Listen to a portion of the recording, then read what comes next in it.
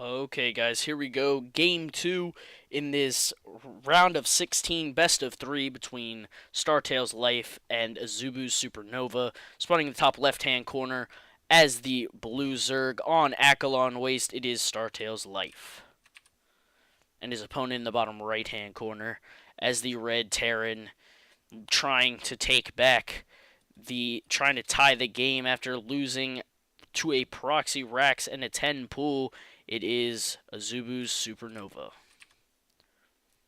Now, what exactly Supernova's plan is in this game is going to be interesting because he went for that really cheesy proxy Rax in the first game. Now, obviously with this, it looks like it's going to be something safer. He's not going to go for something really... He might go for a CC on the low ground, maybe, but I'm not thinking that's exactly what he's going to go here. It seems more like he would go for probably CC on the high ground, or maybe a Rax. I don't know. Looks like it's going to be a Rax here. Yep, there we go. So a Rax. So, if anything, it might be Rax into CC on the low ground. But yeah, so it's not going to be anything extremely cheesy here from either of the players here. It is 15 supply here, 13 drones here, so nothing cheesy out of the Zerg player Life, and neither from Supernova. It looks with that refinery timing is probably gonna be a Reaper. I would probably say definitely gonna be a Reaper, but you never know. But obviously at this level of play, it is most likely gonna be that Reaper. Which is a very good opening against a Zerg, because obviously the Zerg not gonna be able to deal with that Reaper right away, especially with Life's pool timing. It is extractor before pool, so it looks like it's gonna be some sort of he wants to get that fast ling speed. With the ling speed, once he puts in the 3 drones here, there we go, 3 drones. With a good micro there by the drones, though, by the way, to get all the minerals he absolutely can. But he's gonna, as soon as this pool pops, it's pretty much gonna be enough to get that ling speed right away. But with this Reaper out on the field, he's gonna need some decent micro out of Life to be able to not let any drones die to this Reaper, because there's nothing to defend against the Reaper. Obviously, Life now gonna spot that Reaper is out on the field here, so he's gonna know, okay, Reaper's out on the field, gotta get that queen out, gotta get it out right away, and what the hell?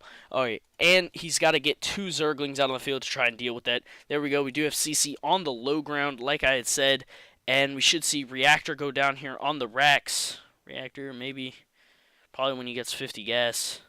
A little off on that timing, in my opinion. But yeah, there we go. Reactor, going to do a switcheroo there with the factory and the Rax. But let's see. He hasn't lost any workers, which is great micro from Life to keep everything alive. Even the Zerglings are alive here to those Reapers. And, oh, look at that great timing to throw down that Spore there. That is amazing timing. And he hasn't lost anything here. Nothing has been lost here for Life. He kept everything alive. See, everything is alive there for Life. So those Reapers doing absolutely no damage. And with the Queens out on the field, nothing is going to happen to those drones anytime soon. We do have 1 drone still on the gas here. Looks like he doesn't really... I think he wants to go Ling heavy here. That's what it looks like. Is wants to be a Ling heavy build. He's got that Ling speed almost completed. He's probably going to... After these 5 drones, really going to start pumping out a lot of Lings, and then once all those Lings are out on the field, he's going to go for an attack, a 2-base attack. He needs to identify, though, this base here, because Supernova is going extremely greedy here, with a 3rd base on the low ground, even on a 3rd base in the low ground here. And with that bunker timing, that is amazing timing. He's going to be able to stop all those Lings from coming. And if Supernova can keep this alive here and keep Life on the back foot here, Life obviously decent creep spread here and has the supply advantage, but Supernova's on 3 bases to a 2-base Zerg. That is not a position you want to be in as the Zerg into the late game. And with a tank out, he's going to siege that tank, and that's going to be it. No Lings are going to be able to do anything on this map. Mech builds are so effective on this map. Obviously, Life now understanding, oh crap, he has a third base, so I have to find some way to punish Supernova here. If he doesn't punish him at all, he's in a really bad spot. He can try and go with some sort of two-base Muta all-in play here, but it looks like he's going to go for a third base there. He might double expand, which I don't think is... It's actually not a half bad idea to try and double expand here. He's going to throw it on that Spire. That is an interesting spot right here. I would have never thought of putting that Spire here at this position because it's out of the way of everything. It looks like he's going to try and kill the rocks here. So he's going to try and take a fourth base pretty soon. Because me as a Zerg player, I like to always be one base ahead of my opponent. Unless, of course, it's a ZVZ. Then I try and expand earlier than them because then I get a better economy.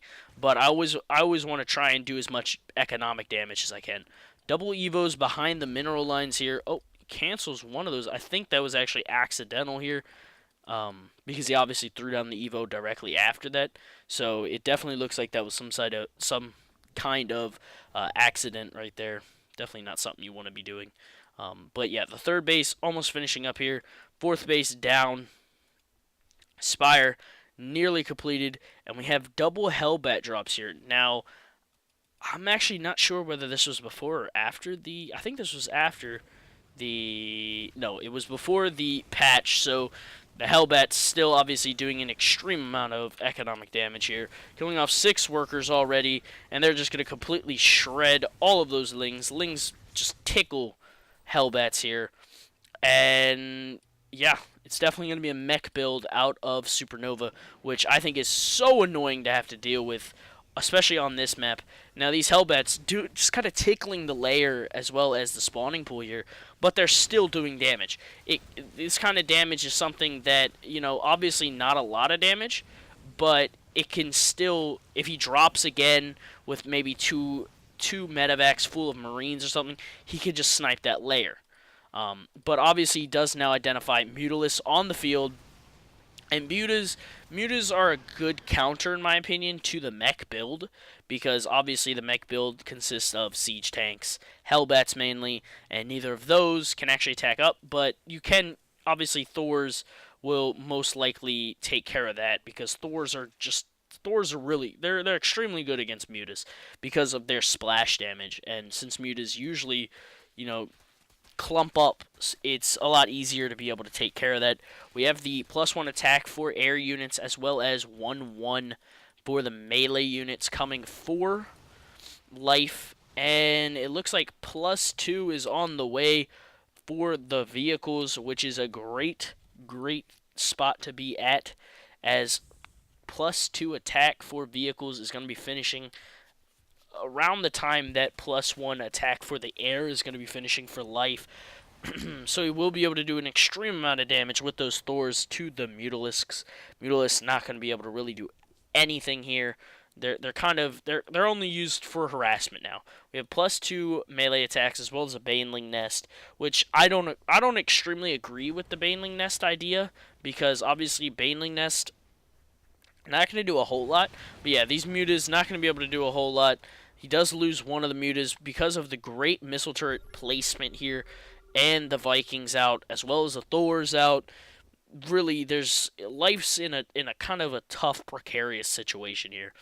He has to decide what he's going to do. He throws down a Roach Warren, because now Roaches are going to be so key, because Roaches do a good bit of damage against against armored units. Obviously they do a decent job versus armored units. They are armored themselves, so they'll be able to tank a lot of damage, and they're decent against Hellbats.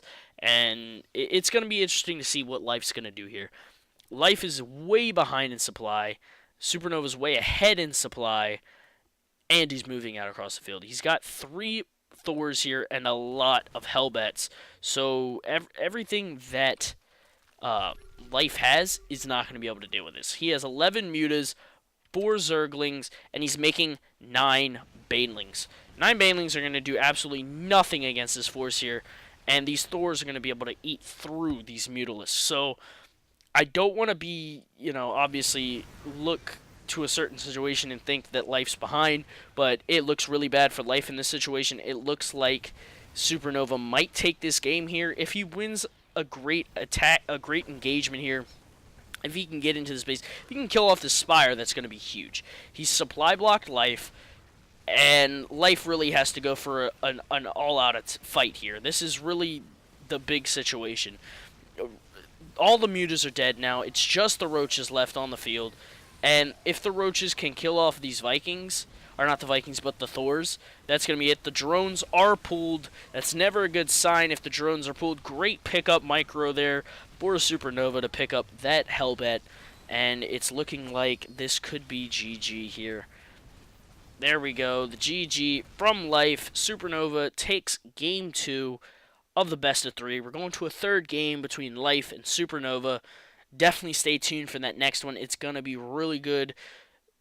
Really, this is the round of 16. So, there's no like the group stage where if you lose a game, you have a shot to come back, unless of course it's the sudden death one at the end. But if you lose one in the beginning, you have a chance to redeem yourself, come back, still win the group. This is the bracket stage. It's all or nothing here. So stay tuned for game 3 that's coming up next between Life and Supernova. Hope you guys enjoyed. Please comment if you have any questions or just want to talk to me about something. And yeah, like, subscribe, and I'll talk to y'all later. See you later.